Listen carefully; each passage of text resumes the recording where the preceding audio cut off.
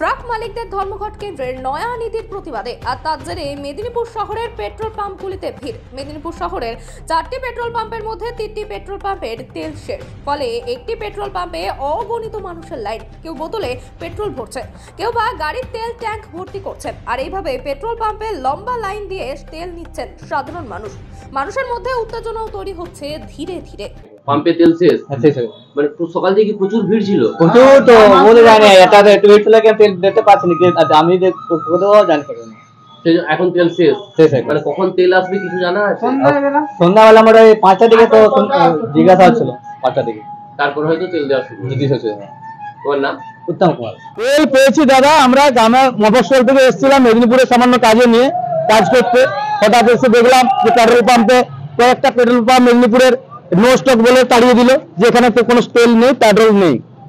এই পাম্পে লিখে দিয়েছে যে পেট্রোল পাওয়া যাচ্ছে না। এই পাম্পটাতে এলাম, এই পাম্পটাতে দীর্ঘ লাইন দিলাম, প্রায় দেড় ঘন্টা মতো লাইন দিলাম।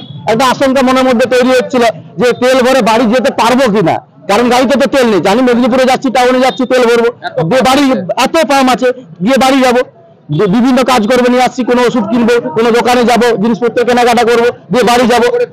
কিন্তু দেখা গেল এত ভিড়, এত পরিমাণ ভিড় যে মানুষের মধ্যে এমন একটা আতঙ্ক সৃষ্টি হয়ে গেছে যে তেল মনে হয় আর পাওয়া যাবে না, ড্রাইভাররা মনে হয় তেল নিয়ে আর আসবে না, পেট্রোল পাম্প মনে হয় আজই শেষ হয়ে যাচ্ছে। এরকম একটা আতঙ্কের পরিবেশ তৈরি হয়েছে।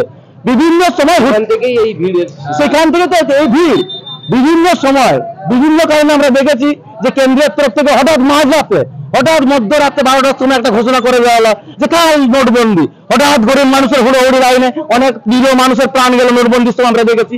হঠাৎ কৃষকদের সময় দেখা গেল একটা কিছু লাগু করে দিল, কৃষকদের হুড়োহুড়িতে প্রাণ গেল। সেই সময় হঠাৎ দেখলাম এবার তেলের লাইনে সাধারণ মানুষের, চাকুরিজীবীদের, সাধারণ মানুষের, মেহনতি মানুষের, শ্রমিকদের তেল পেয়েছে দাদা। মানুষের লড়াই করে আন্দোলন করে, এখানে আন্দোলন করতে 1.5 ঘন্টা। উদয় শঙ্কর সেন।